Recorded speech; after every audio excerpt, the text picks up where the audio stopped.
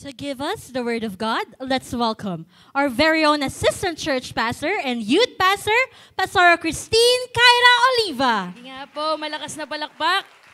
Ang dami natin ngayon, nag-overflow. Mas malakas na palakpak sa Diyos na buhay. Come on! God deserves our clap of praises and honor. Come on, you can do better than that. Alam niyo po, sige, tigil muna tayo. Yung mga pinagtagumpay ng Diyos, kung mag-celebrate yan, nako, maingay yan. Naalala ko po minsan, nag-intro ko sa turo ko po sa isang anniversary ng mga kabataan. Sabi ko po doon, malalaman mong may champion sa gitna ng isang malaking silid o kwarto kapag maiingay ang mga tao. Ngayon pong buwan, dineklara natin na lahat ng gawa ng kaaway, tinalo na ng Diyos sa pamamagitan ng buhay natin. Kaya po, ngayong umaga, ang mga kasama ko sa simbahang ito ay pinagwagi na ng Diyos. Amen po ba? Mas malakas na palakpak sa Diyos na buhay. Hallelujah! So, nasa huling linggo na po tayo ng buwan ng August and we're on our last leg for this month's theme, which is Arise and Build an Enemy-Defeating Army. Sabihin nyo nga, Enemy! Defeating Army. Siyempre, hindi tayo basta-basta mga sundalo sa loob ng isang hukbo na matatag lang, pero tayo'y pumapatay, pumuputol, tumutuligsa, lumalaban sa gawa ng kaaway. Amen po ba? Alam niyo po, napaka-timely kasi bukas po ipagdiriwang ang National Heroes Day. Di ba? So, masaya po yung mga government employees dyan o yung mga empleyado at nagtatrabaho dahil wala pong pasok bukas. Ako po'y napapaisip lang, bakit ganon? Bakit hanggang kailan ba natin ise-celebrate or gugunitain ang mga bayaning naitala sa kasaysayan? When in fact, patay na sila.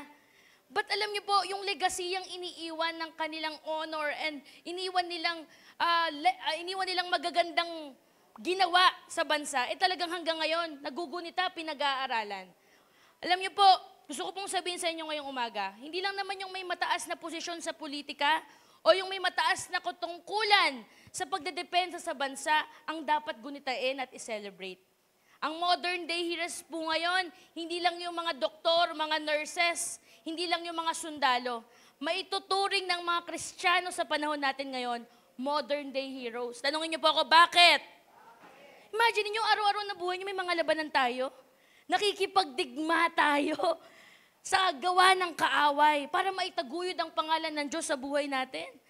Pinaglalaban natin yung tawag natin at testimonya. Kaya sabi mo sa katabi mo, Happy National Heroes Day. Di ba? Spiritual na bayani tayo na araw-araw nakikidigma. May mga labanan ka na hindi alam ng katabi mo. Halos maubusan ka ng luha. Gipitin ang puso mo, ang emosyon mo. Paninikil ng kaaway. Pang-iinis. Sino yung ayaw niyang iniinis siya? Kasi pikon siya. Di ba? Asar talo kapag pikon lagi kang iniinis ng kaaway sa aspeto at area ng kahinaan mo. Buti na lang kasama mo ang Diyos, lagi mo nang pagtatagumpayan yon. Amen! Siguro po, isa sa one thing in common ng mga bayani at sundalo, yun yung mayroon silang masidhing pagmamahal sa pinaglalaban nila. Gusto ko pong kayong tanungin ngayong umaga, anong pinaglalaban mo? Sabi mo sa katabi mo, anong pinaglalaban mo? Yung iba, sarcastic, anong pinaglalaban ng makeup mo no? Di ba? May mga kanya-kanya tayong pinaglalaban araw-araw. Kung tatanungin nga tayo ngayong umaga, siguro may isang tayong tanong laging sinasagot, para kanino ka bumabangon? And that is because of our passion. Itong mga bayaning ito at mga sundalong ito, they fight, they stand still for their passion. It may be for a cause, dahilan. It may be for the country, pupwedeng sa pamilya nila at sa mga mahal nila sa buhay. At alam niyo po itong pagmamahal na to, yung mga pagmamahal na meron tayo, lalong tumitindig yan sa mga panahong may pangangailangan. Lalong lumalabas yung passionate love mo sa panahong matindi ang pangangailangan. Kaya nga po sabi ng iba, ang love daw ang motivating principle ng karamihan. Di ba? Bakit? Sabi ng Nescafe, para kayo na bumabangon. Para sa mahal ko. Di ba? Minsan merong akong nitong week na to, may nagpakilig sa akin, para kanino ka bumabangon, may sinagot siyang pangalan. Di ba? Para kanino ka bumabangon. It's because of your love for others, for your family. Kung meron po tayong pagkakapareho, yun yung gusto nating minamahal tayo pabalik at nagmamahal tayo. Sabi mo sa katabi mo, gusto mo bang minamahal? Diba? Because the reality hits, ito po ang totoo. Without love, we are unfulfilled and we are lost. Kung walang pag-ibig, walang kakontentuhan ng tao. Ligaw ang tao. At hindi po dahil sa pag-ibig lang na meron po tayo, pero dahil po sa pag-ibig na inilalaan natin sa Diyos. Dahil yun po ang utos ng Diyos sa Biblia. Mahalin po natin siya ng buong puso, lakas, kaluluwa at pag-iisip. Hindi dahil makapangyarihan lang ang pagmamahal. Gusto ko pong linawin ngayong umaga. Pero dahil lang pagmamahal na mayroon tayo, may pinaglalaanan walang iba kundi ang Diyos. Amen po ba? Sa panahon natin ngayon, many people were very passionate in many things. Kamakailan lamang po nitong Friday, alam nyo, 5 pa lang ng umaga, traffic na. Bakit? Opening ng FIBA World Cup. Diba? Grabe yung iba. Sabi po, naitala na tayo raw po ang pinakamaraming delegado na nanood sa buong daigdig na nanood at sumuporta. As of last Friday, merong 53,000 na nanood sa loob ng Philippine Arena. At grabe, pakikita mo sa Facebook, sobra silang ka-invested sa nangyayaring laro. Alam niyo po, nung araw na yon, may ticket po talaga kami. Nagkataon lang hindi namin passion ang sports, di ba? Yung iba naman ang passion nila, music. Yung iba passion nila, fashion or food. Makikita mo ang definisyon ng isang passionate na tao kapag nakakita ka ng die-hard fan sa volleyball at basketball. Sino nakakita na ng ganon? Yung halos umiiyak kapag natatalo yung kalaban. Yung nakapuntos lang yung kalaban, kulang na lang sirain yung TV. Grabe naman yan, no? Napaka-dupang naman nun. Sorry po sa word. Napakadaya naman nun. Foul na naman si Jordan Clarkson. Tuloy, hindi nanalo ang Gilas. Siya yung umaangat. Ano ba naman yan si coach? Lahat na lang sinisi. Kala mo problema mo yun. Why? Because they are passionate about sports. Diba? Naalala ko po, si Kat, yung kapatid ko nung bata pa siya. 2 celebrity lang po ang kinahahangaan niyan. Alam niyo po sino? Ibisto ko na. Si Stephen Curry at si Ed Sheeran. Naalala ko noon when she was a child, tama ba? Me, 6 years old, 7 years old. Alam niyo po, lumalabas ng bahayan mula ulo hanggang paa, puro Golden State Warriors ang suot. Wala pong biro yun. At alam niyo po, umiyak yan sa amin. Way back 10 years old siya. Sabi niya, Mami, gusto ko manood si Stephen Curry ng live. Wala kaming nagawa, napangakuan namin siya, sige sa 18 years old mo, dadalhin ka namin sa US, sa Staples Center ka manonood. At sa kabutihan po ng Diyos, nakalimutan po niya. Nakakatuwa po, dahil alam ng Lord, hindi pa po namin kayang dalhin siya sa US, mag-isa siyang pupunta ng US.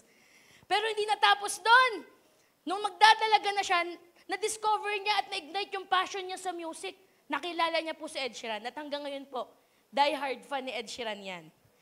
Grabe po, way back nung 18 years old siya, hindi mainuwaan ng nanay ko, bakit iyak siya ng iyak sa isang gitara. Sayang di ko lang napakita. May gitara po si Ed Sheeran. Yung gitara na yun ay signature guitar ni Ed Sheeran.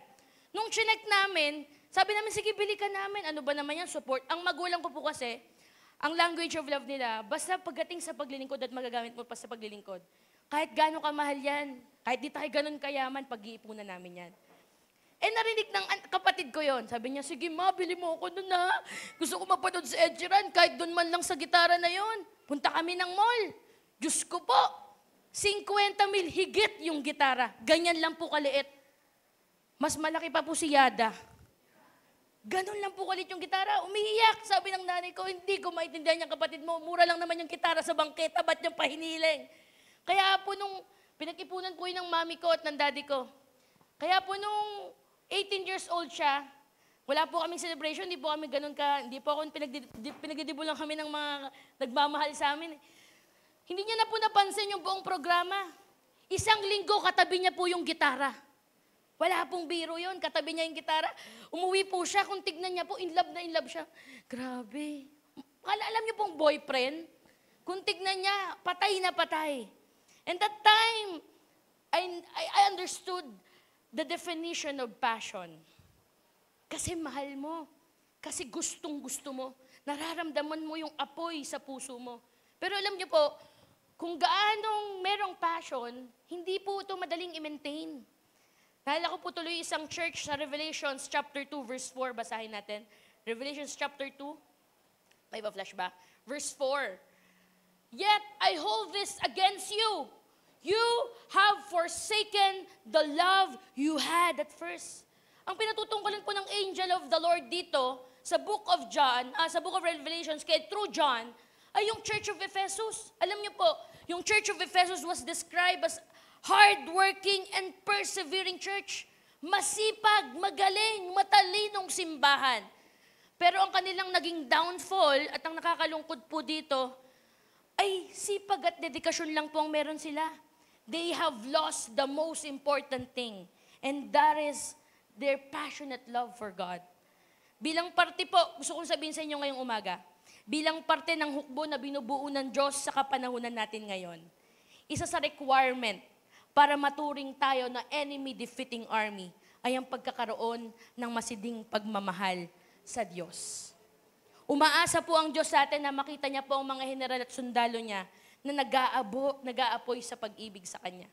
Gusto ko pong sabihin sa inyo na habang papatindi ang panahon, this past few weeks is not easy. Maaring katulad ko po, may mga ilan sa inyo, para talaga kayong araw-araw manganganak sa hirap ng kalooban, paninikis, pang-iasar ng kaaway, pananakit ng kaaway, pilit panunugat. At gusto ko pong sabihin sa inyo, sa mga huling araw, mas matindi pa po dyan ang ating dadanasin. Mas matindi pa po ang labanan sa mundo. Ganyan po ako encourage ng mga magulang ko. Mas matindi po ang labanan sa mga huling araw.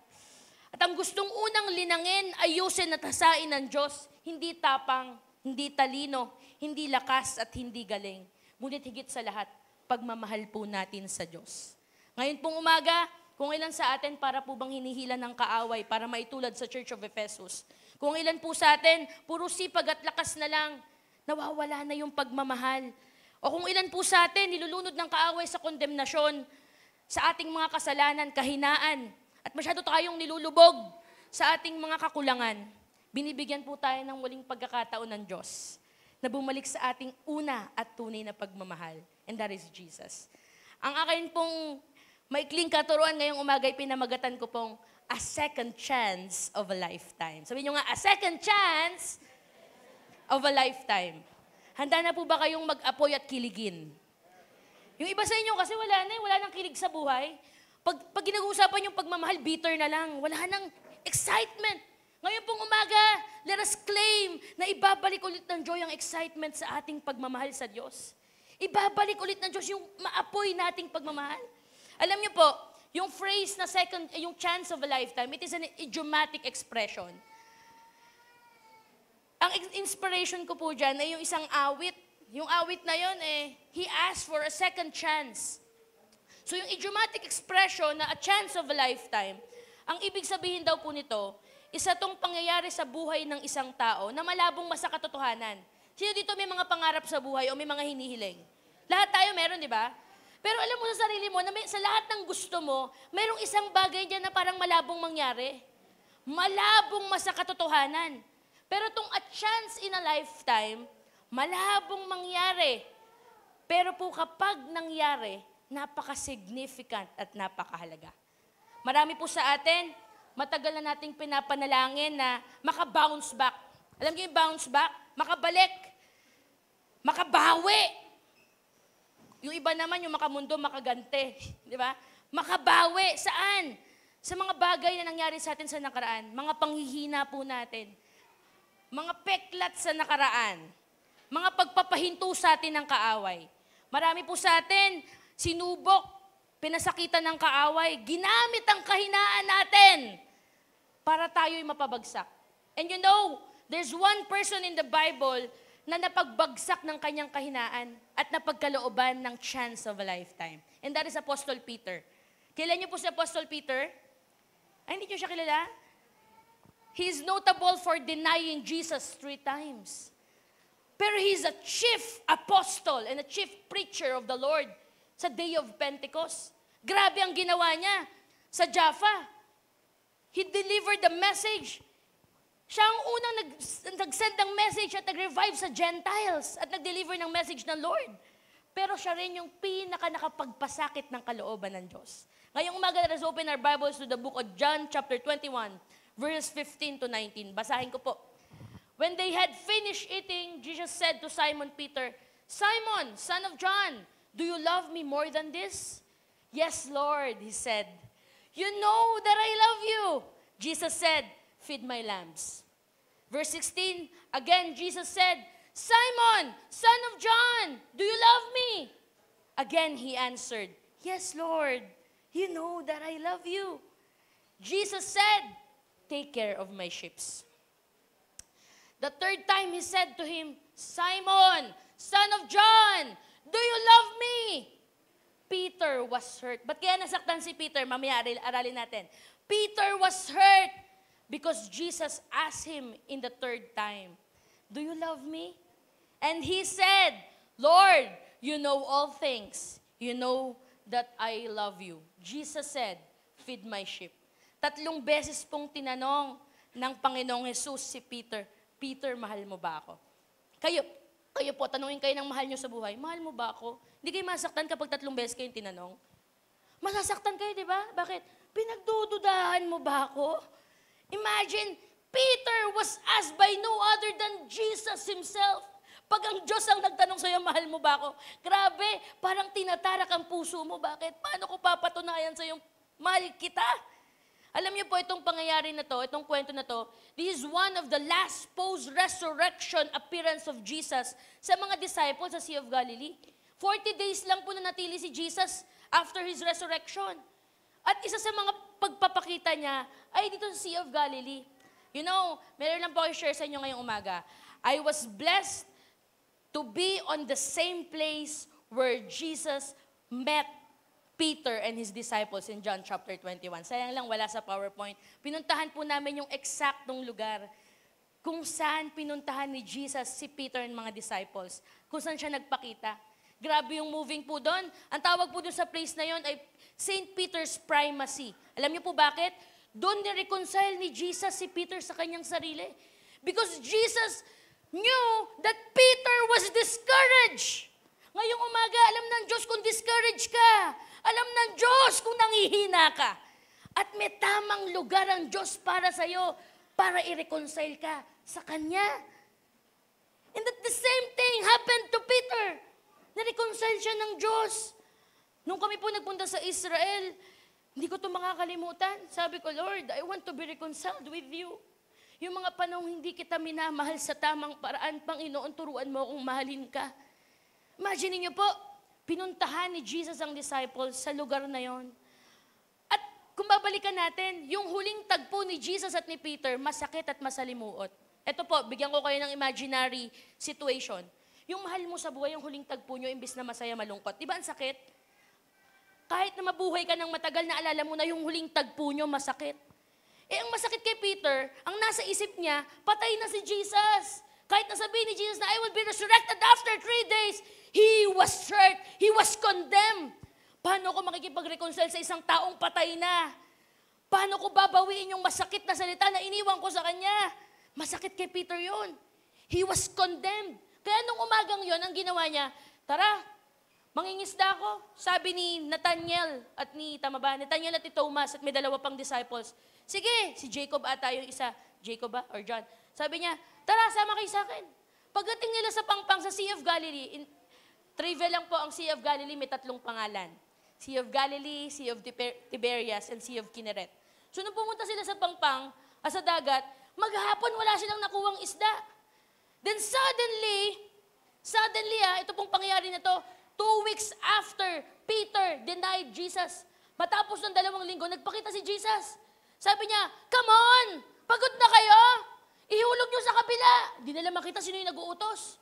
Maghapon silang pagod. Maghapon wala silang makuhang isda. Then suddenly sa pangpang may nakatayo at naghihintay. Sinigawan silang sabi, pagod na kayo? Ihulog niyo sa kabila. Ihulog niyo sa kabilang bahagi. May makukuha kayong isda. Imagine, The same situation. Alam niyo po ba? By the charcoal of fire.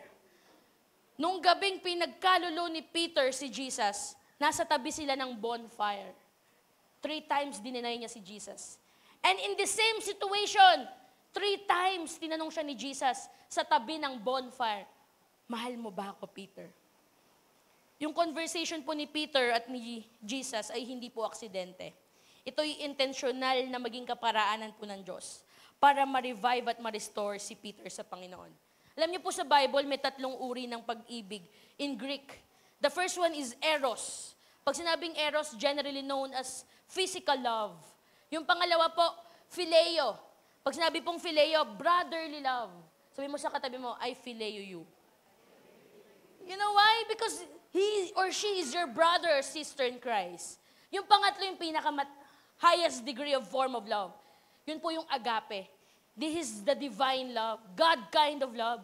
Kaya po nung tinanong unang beses ni Jesus si Peter, Peter, do you love me? Jesus used the word agape. Sabi niya, Peter, do you agape me? Peter, do you agape me? Ang response po ni Peter, oh Lord, you know that I phileo you. Kaya tinanong ulit siya ni Jesus, Peter, do you agape me?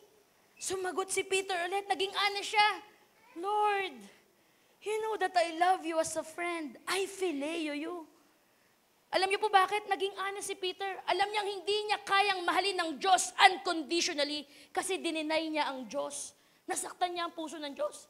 Kaya nung pangatlong tanong ni Jesus kay Peter, Peter, do you phileo me?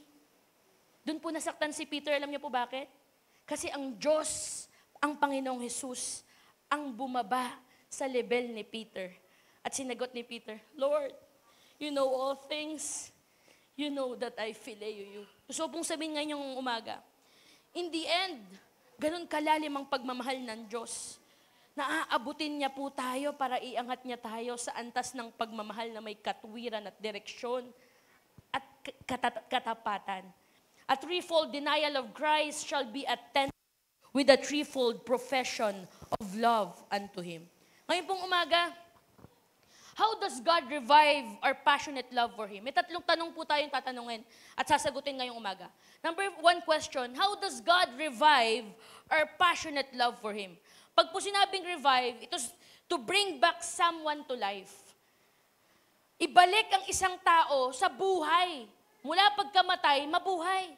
So the first thing that God does to revive His people is through, number 1, repentance. Sabi nyo nga, repentance.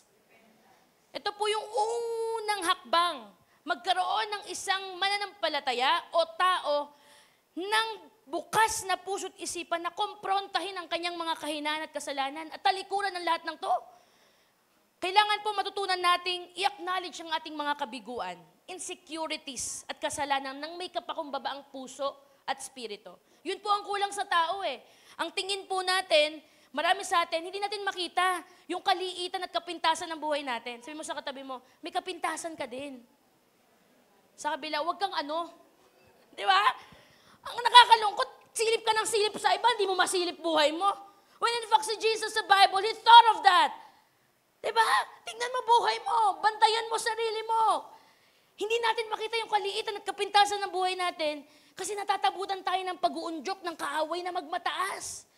Nakakalimutan natin na ang standard ng Diyos ay hindi yung standard na binabatayan natin yung katabi natin. Ang standard ng Diyos ay hindi yung standard ng mga kapwa natin. Tandaan niyo po, lahat ng tao nangangailangan ng transformation at direksyon. Hindi kailanman naging pamantayan ng Diyos ang panlabas na anyo o panlabas na estado para maging basihan sino lamang ang nangangailangan ng pagtutuwid ng Panginoon. Kesyo mayaman ka o mahirap, kesyo may pinag-aralan ka o wala, lahat tayo nangangailangan ng transformation at direction.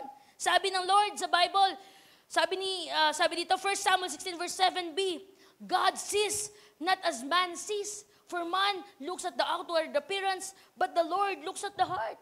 Kung may pinaka-basic po na katuruan sa Biblia na magtatawid sa atin mula sa madumi, magulo at pangit na buhay patungo sa bagong pinto ng pagpapala at biyaya na ipagkakaloob ng Lord, yun po yung matutunan natin magkaroon ng lifestyle of repentance. Lagi tayong humingi ng tawad. Alam niyo po bakit? Through the lifestyle of repentance, nabubuksan ng Diyos at na-encounter natin yung kaliwanagan at mayamang grasya ng Diyos.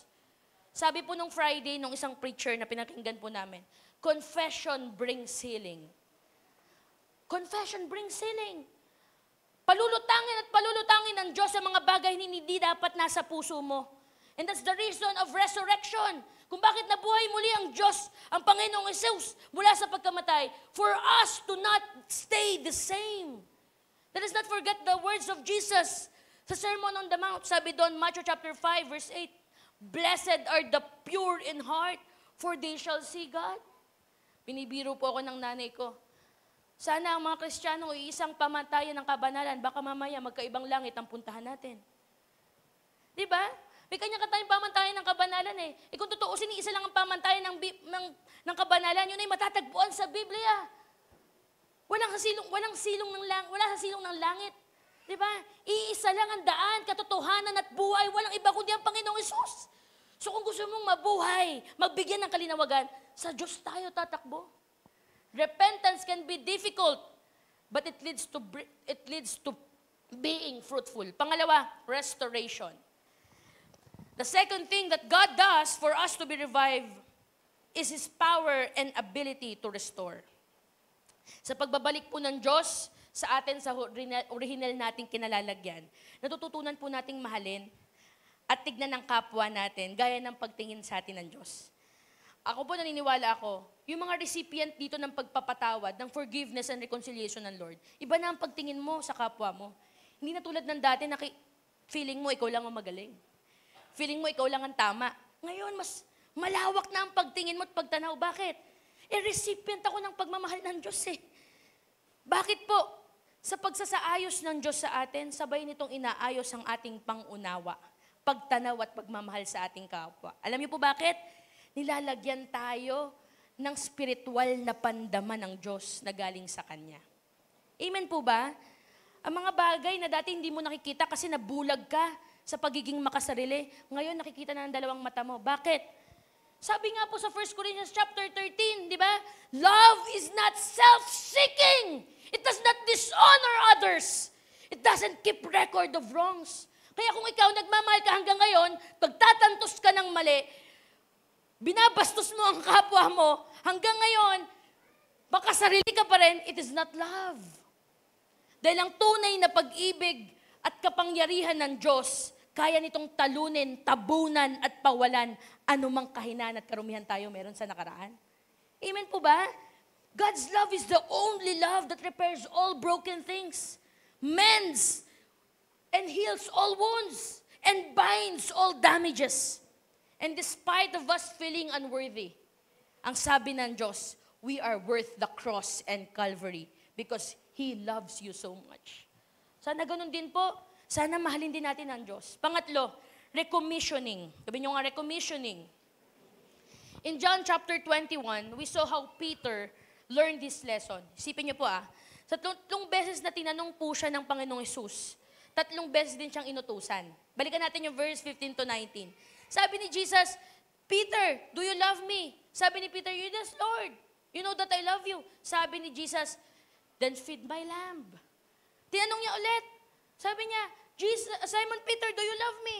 Sabi ni Peter, yes, Lord. You know that I love you. Sabi ni Jesus, then take care of my sheep. Tatlong beses, katumbas ng tatlong beses na pagtatanong, inutusan at kinumisyon si Peter na alagaan ang mga tupa ng Panginoong Hesus. In short, binigyan ng trabaho ni Jesus si Peter. Alam niyo yun, yung parang matapos ka ma-lay off, matapos ka mabigyan ng disciplinary action, matapos kang bigyan ng sanction, pinabalik ka ng boss mo. Sabi niya, kalimutan mo na yun, magtrabaho ka na ulit, ito gagawin mo. Sabi ng boss mo, kaya mo? Opo, kakayanin po. O, ito trabaho mo. Kaya mo talaga. Binibigyan ka ng pagkakataon. Alam niyo po bakit? Kasama sa pagbabalik natin, kasama sa pagbabalik ng Diyos sa ating buhay, ay ang pagbibigay ng ating buhay para sa Kanya. Tandaan niyo po ito, Kapag may hinahain, may sisirain. Ulitin ko, kapag may hinahain, may sisirain. Anong hinahain mo? Hinahain natin ang buhay natin at sinisira ng Diyos ang muwag ng kasalanan sa buhay natin. So sabi mo sa katabi mo, kapag may hinahain, may sisirain. Because God commissioned us to protect us from falling back to our past lives. Kaya dapat, wag mong bigyan ng puwang ang kaaway at pangahawakan ng kaaway sa buhay mo. Do not give the enemy a foothold on you. Wag mo siyang bigyan ng pangahawakan. Ang galing nga po eh. Ang Diyos, higit pa siya sa teacher or tutor. Imagine niyo siya ang nagbigay ng panibagong buhay. Siya pa ang nagbigay ng spiritual na kabuhayan. Sa huli, siya din ang magre-reward sa lahat ng sakripisyo at pagtatrabaho natin sa Kanya. He is the Alpha and Omega of our lives. Mula umpisa, mula sa pagkasadlak, pagbawit katagumpayan, nandun ang Diyos, nakatunghay, nakaalalay, nakaagapay, at higit sa lahat, pumapatnubay. Palakpakan nga po natin ang Diyos. The second question is, kung kanina part ng Diyos, to be revived is different from restoration. Di ba? Sabi ito, pangatlong tanong natin, how can we restore our passionate love for God? Di ba? Paano natin ma-restore ito? When we study deeper of their meanings, pag sinabing revive, to bring someone to life. Pag sinabing restore, to bring something into its original shape. No? So, naalala ko po yung sinabi minsan ni Mami, na mapasalabanan o biyaya, ang mga Kristiyano laging may bahagi. Naniniwala po kayo doon? Kapag may labanan ka, hindi laging ang Diyos, may bahagi ka din. Kapag may biyaya ka, hindi lang ikaw nagtatrabaho dyan, may bahagi din ng Diyos at may bahagi ka din. So dito po, makikita natin, hindi hahayaan ng Diyos na nakatiwangwang ang karakter natin. Kasi yung karakter na yan, nasa puso natin. Our character is more than our charisma. Our character can bring us to heaven. And only our character only character can bring us to heaven. Di ba? So, tatlong bagay lang po. How can we restore our passionate love for God? And I will end. Number one, passionate love precedes authentic obedience. Sabi nyo nga, authentic obedience. Sabi po dito, the essence of true Christianity is bound up in a love for Jesus so great that following Him is the only thing that is important. Sabi sa John chapter 14, verse 15, loving me empowers you to obey my commands. Ito pong John 14 and John 15 is one of the last accounts of Jesus bago po siya i-crucify kinabukasan. Kaya nung kinakausap niya yung disciples niya, wala siyang ibang sinabi. If you love me, obey my command. Ito po itanggi man natin o hindi. Hindi ba't ang pamantayan natin ng tunay na pagmamahal? Kapag yung taong minamahal natin, ginagawa niya lahat ng posibleng bagay na gusto natin. Tama ba? Matuturing mo na mahal ako nito, bakit? Ginagawa niya lahat ng bagay na kailangan at gusto ko eh. And in fact, hindi po natin mayaalis yon. Si Jesus mismo sinabi niya sa verse 15, in other translation, sabi niya, if you love me, you will keep my commands. It is as if Jesus saying, sige nga, kung mahal mo ko, gawin mo nga yun. Sige nga, try niyo pong i-reconcile sa isip niyo. Hindi ba masyadong mababaw si Jesus? Ang babaw naman ni Jesus, sabihin niya sa'yo na, kung mahal mo ako, sige nga. Kung mahal mo ako, sige nga. Pero ang punto lang po dito ni Jesus, kasama sa pagpili nating sumunod sa Diyos, ay ang pagpili nating maituwid niya tayo sa pamamagitan ng kanyang mga kautusan. Amen po ba? Minsan po sa pagsunod natin, para tayong yung mga disipulo sa John chapter 21. Di ba? Nung sila'y nangingisda, wala silang makuha. Pagod na pagod sila maghapon. Pero sabi ni Jesus sa pangpang, sige, ihulog nyo ang lambat, sumunod pa rin sila. Minsan ang pagsunod natin ay parang patuloy na pagkatok sa mga pinto na parang walang magbubukas. Kung matatandaan po natin yung pagtawag ni Jesus sa una niyang 4 na disciples, di ba sa Matthew chapter 4 verses 20 to 22, tinawag niya sino? Tinawag niya yung first 4 disciples niya. Yung 4 na yon, they immediately obey Christ. Even it cost them their whole lives. Tinawag niya po si Peter at si Andrew. Iniwanan nila ang mga lambat nila. Tinawag niya si James at si John. Iniwan nila ang kanilang mga magulang at kanilang mga bangka. Iniwanan nila ang kanilang mga kabuhayan. Ang tanong ko po ngayong umaga, gaano ka-urgent para sa atin ang pagsunod? Baka mamaya matagal nang sinasabi ng Diyos sa'yo yan, hanggang ngayon di ka pa rin sumusunod. There must be urgency to obey. Hindi po napigilan ng anumang importanteng bagay yung 4 na disipulo. Madalas ang pagsunod po natin, mahirap at hindi maunawaan. Maski ang pagsunod natin, ang hirap kasi bakit? Hindi mo nakikita yung pupuntahan mo, pero you need to obey. Why? Alam niyo po bakit? Isang magandang ilustrasyon. Ang pagsunod natin ay may kukumpara sa isang salamin na may mantsa. At itong salamin na to, yung mantsa, hindi mo makikita yung nasa labas, maliban na lang kung papasok ka. At pagpasok mo, dun ka lang magkakaroon ng kaliwanagan. Ang pagsunod po sa Diyos at pananampalataya sa Kanya, minsan kailangan nating i-let go paski yung kaparaanan natin. Because His ways are higher than our ways. Obedience is being kind even if you are offended. Kahit nasaktan ka, magiging mabait ka pa rin. Obedience is giving your tithes, though times may be difficult. Obedience is praying even if you are too tired and weary. Nananalangin kahit pagod. Nagmamahal kahit nasasaktan. Nagbibigay kahit minsan wala. Yun ang pagsunod. Amen po ba? Immediate obedience is costly obedience. For those who truly love God passionately, ang obedience po hindi optional pero essential. Ang availability po ay nasa ating part, ang ability ay nasa Diyos. Pangalawa, passionate love precedes committed service. We need to find an area of service and serve faithfully and fruitfully. Sabi po ng isang teacher of law, sabi ng isang teacher of law kay Jesus, sabi niya doon, Jesus, ano yung pinakamahalagang commandment sa buhay? Tinitrick nung teacher of law, nung Pharisee si Jesus, ano yung pinakamahalagang commandment? When in fact, alam niya na lahat ng utos ng Panginoong Hesus mahalaga.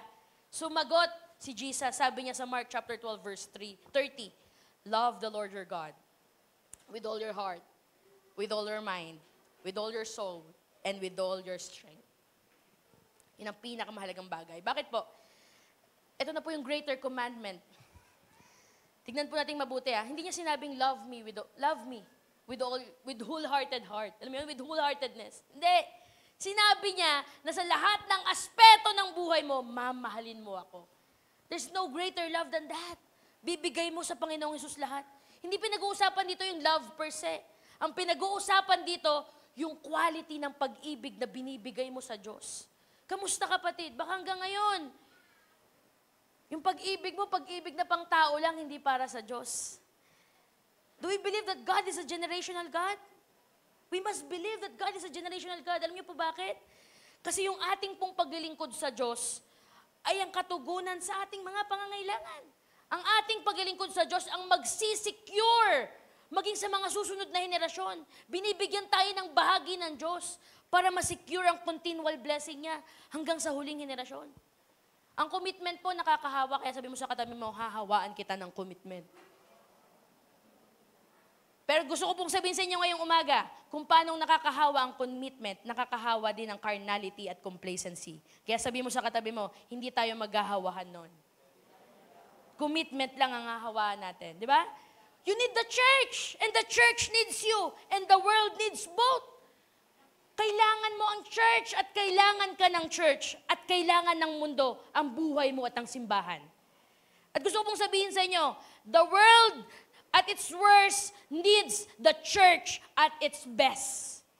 Kung paanong kailangan ng mundo, ang isang wasak na mundo, ang isang simbahang punong-puno ng pag-ibig, kasama ka doon. Sabi mo sa katabi mo, kasama ka doon. Pangatlo at huli, as I end, passionate love precedes joyful anticipation. Sabihin nyo nga, joyful anticipation. Alam niyo po, ang kaaway, matalino po yan at tuso. Alam niyo po bakit? He will make sure that the arrows he will throw at you will surely fit your weakness. Isipin nyo saan ka nahuhulog? Saan ka nadadapa? Saan ka nasasaktan? Yun yung sa area kung saan ka mahina. Kaya ang ginagawa ng kaaway, magpapadala siya ng, ang tagal ng arrow? Palaso na perpekto sa kahinaan mo para mahulog ka sa temptasyon niya. At ang unang bagay na gagawin ng kaaway, pag gusto niyang patayin ng church, ay nanakawin niya ang kaligayahan ng mga Kristiyano. Sabi mo sa katabi mo, maligaya ka pa ba? Siguraduhin mo. Kasi pag pala wala ka ng ligaya at kagalakan sa paglilingkod, pinapatay ka na ng kaaway. Kaya be careful. Be vigilant. Maging maingat ka. Sabi nga po ni Billy Sunday, if you have no joy in your religion, there's a leak in Christianity somewhere. There's a leak. Pag sinabing leak, may sira. Diba? May butas. So kapag wala ka na daw kaligayahan sa paglilingkod mo, may mali sa pagiging Kristiyano mo. Pero alam niyo po, some struggle with this idea. But there is one survey that says, those who serve are more content and happy with their life than those who do not serve the Lord and others. Ako po, mapapatunayan ko po sa inyo, mas maligaya ako sa paglilingkod kaysa sa pagtatrabaho. Araw-araw, kahit kumita ka ng pera sa labas, kahit milyon-milyon ang pera mo, mas maligaya maglingkod kaysa maglingkod sa labas. Hindi dahil may pagsubok sa loob ng opisina. Hindi dahil hindi ka okay sa mga kapwa mo sa loob ng opisina. Kumikita ka pa nun pero mas masaya pa rin maglingkod kaysa sa labas. Kahit na may labanan sa loob ng simbahan, may mga hindi pagkakaunawaan, may mga kahinaan at nagsisilipan. Gusto ko pong sabihin sa inyo, nandito ang tunay na kapayapaan at kakontentuhan. Nasa paglilingkod. Malakas sa balakbak ko. It is the only thing that will fulfill us fully. Sabi nga po doon, sa simbahan, we are being replenished. Tapos na po ako as I conclude. We are being filled. Ang simbahan po, dito lumadalayo ang rivers of water. Sabi nga po, the rivers of water is perpetual. Pag sinabing perpetual, unending, walang katapusan. At sa paglilingkod natin at pagmamahal sa Diyos, doon natin matatagpuan na kahit magutom ka at mauhaw, hindi ka nawawalan. Imagine niyo po yung concept na yon. Kapag nagugutom ka at nauhaw, di ba feeling mo lost ka? Nag-iinit ulo mo, naiinis ka. Pero bakit ganun na lang? Nasa presensya ng Diyos, kahit magutom ka at mauhaw, hindi ka nawawalan, pero napupuno ka pa. This morning, I pray that the rivers of living water will be perpetual in our lives. Gusto ko pong sabihin sa inyo, ang pagmamahal at paglilingkod at kaligayahan at pagsunod natin sa Diyos, the more you need it, the more it comes. The more you replenish, the more it gives. And the more we are hungrier, the more it pours. Bakit po? Kasi hindi nauubusan ng Diyos. As I end po, sa akin pong conclusion, for our last question, papasadahan ko na lang po. Kanina, how do we revive? How do we restore? Pangatlo po, how can we reaffirm? Pag sinabing reaffirm, to validate, itama, ipwesto, bigyan ng paninindigan, bigyan ng katatagan. How can you reaffirm your passionate love for God? Perhaps, alam niyo po, ngayon ko na-realize, nung inaaral ko po itong turo na to, ang pinakamahalagang tanong na inaitala sa Biblia is, do you passionately love me, Peter? And the same this morning, the Lord is asking you, anak, do you passionately love me? Mahal mo ba ako? Kaya mo ba akong mahalin kahit nahihirapan ka? Kahit pine-persecute ka, kahit inuusig ka, kahit nasasaktan ka, do you passionately love me, anak?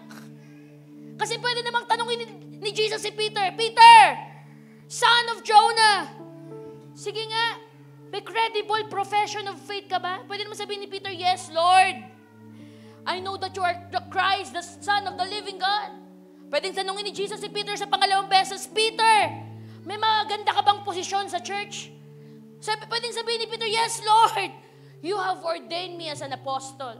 Pwedeng tanongin ni Lord si Peter, the third question, Peter, may extraordinary experience ka ba sa paglilingkod? Pwedeng sabihin ni Peter, yes, Lord, I have casted out demons.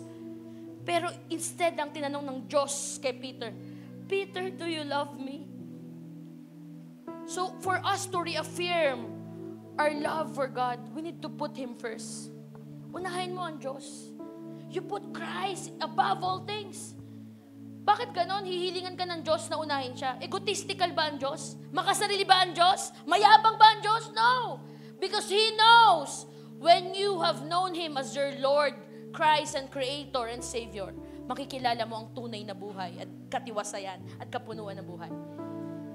Pangalawa, you give up all the pleasures of the world. Suko mo na yan. Sabi ng isang sikat na author, you cannot walk with God and run with the world. Again, let me say this, that you cannot walk with God and run with the world. Pipili ka lang ng isang bagay. Matthew chapter 6, verse 24, di ba? You will not serve two masters. As I end po, magtatapos ako sa isang kwento. Meron po isang matandang lalaki na bumabaybay sa isang mahabang daan. Sa kanya pong pagbabaybay, nakita niya po ang isang matandang lalaki din. Sabi niya, "Uy, ang lakas ng ulan." Ito kasing lalaki ito nagda-drive ng owner niya. Nakita niya may matandang parang lolo na bumaba, na nasa labas ng kanyang tahanan, kubo. Nakita niya yung barn o yung barn ng matandang lalaki, tumutulo. So nauulanan yung mga pananim, nauulanan yung mga halagang hayop. Bumaba yung lalaki, nagpayong, sabi niya, "Sir, bakit po ba may butas yung barn nyo, yung bahay nyo?" Sabi niya, kasi matagal na to eh. Sabi niya, matagal na tong nabubulok yung bubong namin. Tagtanong, yung matandang lalaki, sabi niya, nabubulok na po pala. Bakit hindi niyo po pinagawa o inayos? Sabi nung lalaki, "Well, sir, alam niyo na palang sira, bakit hindi niyo ginawa?" Sabi nung matanda, hindi ko nabigyan ng pagkakataon kasi lagi namang magandang panahon. Hindi ko na binigyan ng pangangailangan na ayusin pa. Kaya yan, nasira na. Ano pong punto ko? Sometimes our passionate love for God is that. Napapabayaan natin kasi akala natin okay pa. Kasi bakit? Malagi namang magandang panahon Kaya pang i-deny. Kaya pang deadmahin. Pero ang totoo, wala na, nabubulok na. Let us not allow the enemy to steal our passionate love for God. Yun ang number one device ng enemy, to steal your love for God. As I end, sabi dito, make reviving your spiritual passion an urgent priority. Sometimes it is easy for us to take the love of God for granted and become lazy in our service to God. But we should always find time to strive to find our passion. Sabi nga po ni Christ, diba, sa Revelation chapter 2, verse 10, we must ought to remain faithful until the death of us. Amen po ba? Ngayon pong umaga, I invite you to heavenly worship. Hindi man natin maibuhos yung totoong pagmamahal, pero God is asking you, "Anak, do you love me? Are you willing to know me more? Are you willing to be my child?" This morning, let us worship the Lord. May I invite everyone to rise and let this song minister to us. Hallelujah. Lord, I want to know you more. Deep within my soul, I want to know you. Oh, I want to know you. To feel your heart and know your mind. Looking in your eyes. Looking in your eyes. Stirs up within me.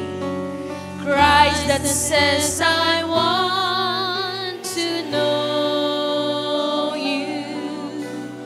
Oh, I want to know you more. Let us say to the Lord, "Oh, I want to know you more." Deep within my soul, deep within my soul, I want to know you. Let us know Christ. Let us experience His love. To feel your heart and know your mind. Looking in your eyes stirs up within me. Christ that says, "I want to know you." Oh, I want to know you more. Oh, I want to know you. Oh, I want to know. Deep within my soul, deep within my soul, I want to know you. Oh, I want to know you. I want to know you. To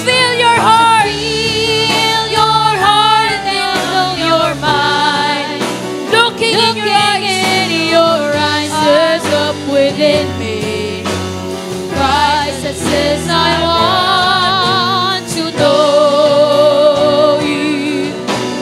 Oh, I want to know you more. Oh, I want to know you.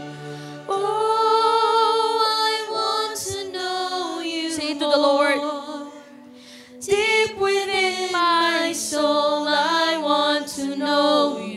Oh, I want to know Oh, you. I want to know you. To feel, your heart and know your mind. looking in your eyes. Looking in your Stirs up eyes, within. stirs up within me.